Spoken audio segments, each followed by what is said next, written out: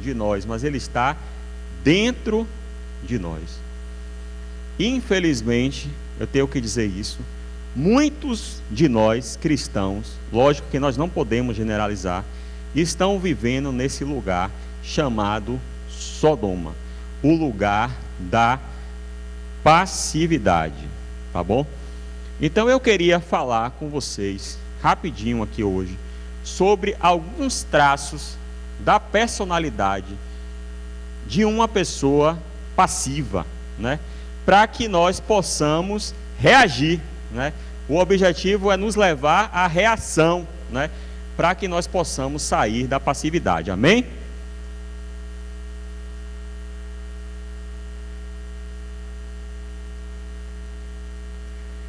Primeira marca, primeiro ponto que eu queria falar sobre uma pessoa passiva é a permissividade. Permissividade. O que é a permissividade? O que vem a ser a permissividade? Quando Deus nos constitui como uma figura de autoridade em determinado lugar, seja numa família, então Deus te constituiu como sacerdote da família, né? E te constituiu como figura de autoridade sobre uma família, ou sobre uma igreja, ou sobre uma empresa, né? Que você ocupa um cargo, né? Naquela empresa, ou é o dono daquela empresa, e por isso ocupa um cargo de liderança. Deus espera de nós que nós, em alguns momentos, tenhamos que tomar algumas decisões importantes. Tenhamos que corrigir algumas pessoas, né, que são insubordinadas, que não cumprem as nossas ordens, né, que estão desobedecendo. Então, um exemplo clássico, né, que a gente pode citar em relação à permissividade é em relação à educação dos nossos filhos, né? Deus nos confiou os nossos filhos para que nós possamos educá-los, né? E educar os filhos muitas vezes passa por impor limites, por corrigir os filhos quando se fizer necessário. E quando nós não fazemos isso, nós nos comportamos como uma pessoa permissiva, né? A gente tem alguns exemplos da Bíblia de pais permissivos, né? Então a gente pode falar, eu acho que o principal exemplo é do sacerdote Eli, né? O sacerdote Eli, os filhos deles roubavam dentro do templo, né? E Ofni e Finéias, e ele não corrigia os filhos. E o Senhor tirou o sacerdócio para sempre da família de Eli, né? Por conta da permissividade dele. E os filhos dele morreram, e ele também caiu da cadeira e acabou também morrendo, né? Por conta da sua permissividade. Ele não teve força moral para corrigir os seus filhos. Outro exemplo de pai permissivo da Bíblia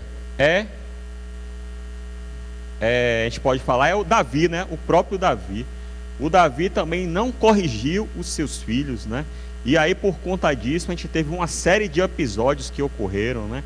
Então, um dos filhos de Davi, chamado Aminon, estuprou a sua meia-irmã, ou seja, a sua irmã por parte de pai, né? Que era Tamar. E Davi não fez nada.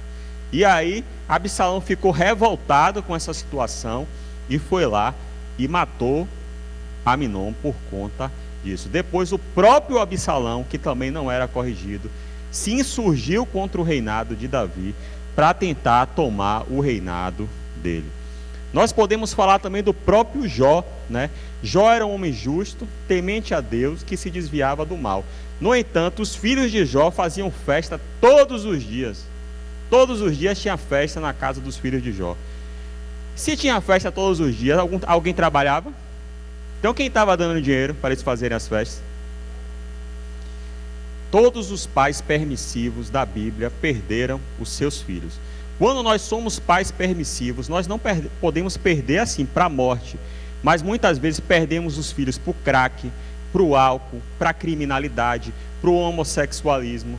Então nós temos que ter cuidado para não sermos permissivos, né? Para impormos limites quando Deus nos constitui como figuras de autoridade, né? Então, às vezes, no trabalho, um líder permissivo numa igreja não tem comando, né? Algumas pessoas estão se rebelando, algumas pessoas estão semeando contenda e você não toma nenhuma atitude. Você perde o comando, né? Você perde o comando. Rapaz, uma coisa que eu aprendi para a glória de Deus, né? Como líder no local de trabalho. Sabe que tudo que um rebelde quer? Correção.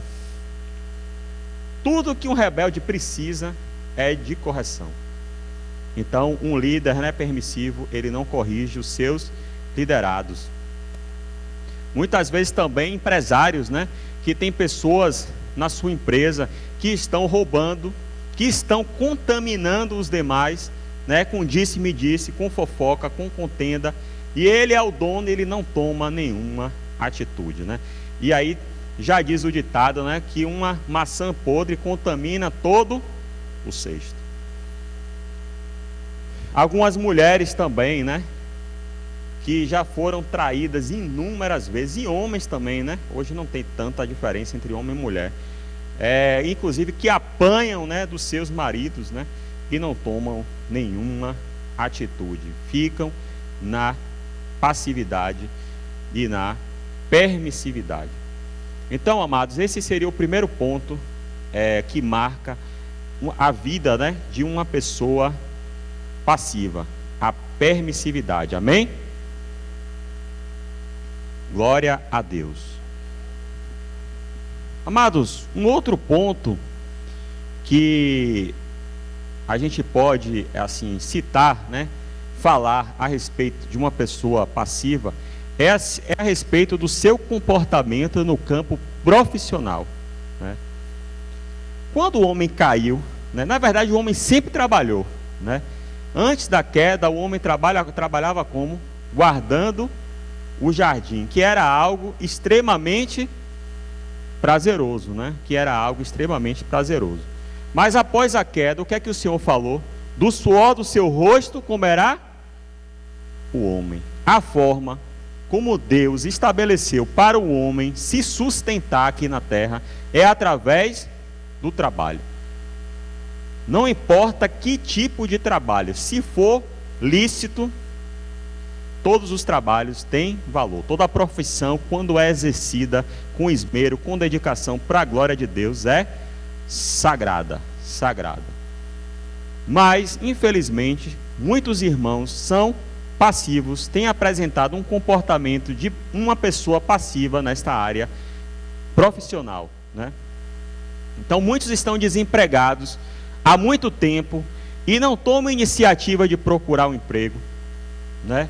Não estudam para concurso, não se aperfeiçoam, não fazem um curso técnico, né? Não fazem uma graduação, uma pós-graduação, e muitas vezes ficam empurrando com a barriga. Muitas vezes até iniciam um projeto, se empolga, mas para, né? Amados, o reino de Deus é um reino de perseverança. O que perseverar até o fim será salvo, né? Então, quando nós iniciarmos um projeto com direção de Deus, nós temos que perseverar muitas vezes, né? Então, muitos também têm preguiça, infelizmente a gente tem que falar isso, né? Preguiça de acordar cedo, né? Dormem demais, não tem coragem de empreender, né? Amados, eu visito muitas empresas assim, né, na função que eu exerço, né? E o que eu vejo de empresários bem-sucedidos que, confiando em deuses estranhos, que confiando nos ídolos, obras feitas por mãos de homem, que tem boca, mas não fala, que tem nariz, mas não ouve, que tem olhos, mas não vê, e eles botam a fé naqueles ídolos, e empreendem, e acordam cedo, e são bem-sucedidos. E muitas vezes nós que servimos ao Deus Altíssimo, Criador dos céus e da terra, não confiamos, não temos fé para empreender, infelizmente. Muitas vezes até fazemos um voto com Deus de que vamos fazer, né, vamos ser dizimistas, né, que vamos devolver no altar do Senhor os nossos dízimos, a primícia da nossa renda, a melhor parte, fazemos essa aliança, esse voto com Deus, começamos até por um tempo, mas não cumprimos esse voto, não confiamos, né, no Deus que é dono de todo o ouro e de toda a prata desse mundo. Mas se você ainda não fez essa aliança, eu deixo hoje esse convite, que você faça essa aliança hoje e você decida fazer um pacto, uma aliança com o Deus de Israel, Criador dos céus e da terra, na sua finança. E que você ore e peça, se você tem o sonho de ser empresário, que você ore e peça a Ele, para Ele te dar uma ideia, para que você possa empreender. E quando começar, depois que Deus responder, persevere, né? Não pare no meio do caminho. Eu quero profetizar em nome de Jesus, que daqui desse lugar vão sair empresários bem-sucedidos, amém? Muitos, quando estão trabalhando, não dão bom testemunho, chegam atrasados, botam atestado médico por qualquer motivo, né?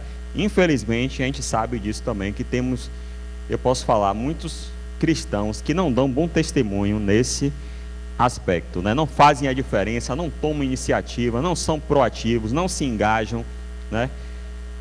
Então, infelizmente, muitos de nós também temos sido passíveis. Não podemos generalizar, como eu falei, no campo profissional, amém?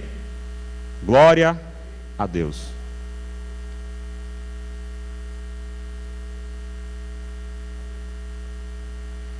Uma terceira marca de uma pessoa passiva, né, de um habitante da cidade que eu falei, espiritual de Sodoma, é a passividade na área financeira, né? Às vezes a pessoa até trabalha, às vezes a pessoa é até dedicada, né, mas ela é passiva na área financeira. Então a pessoa está devendo, às vezes está devendo a Deus e o mundo, infelizmente, mas não toma iniciativa de consertar a sua vida, não toma iniciativa de procurar o credor que ele está devendo para pagar o que está devendo. Muitas vezes, antes de se converter, defraudou, né, algumas pessoas, mas não consertou, né, não foi lá pagar quem estava devendo, não foi lá restituir quem estava devendo, né? E aí vão empurrando com a barriga. Mas eu creio assim que no momento de dificuldade que todos nós podemos passar, né, uma dificuldade, um momento que a pessoa se torna desempregada, tal, a pessoa pode sim, por um determinado período de tempo, ficar, né, sem conseguir honrar os seus compromissos. Mas também, por outro lado, assim que Deus restituir a nossa capacidade de pagamento, a nossa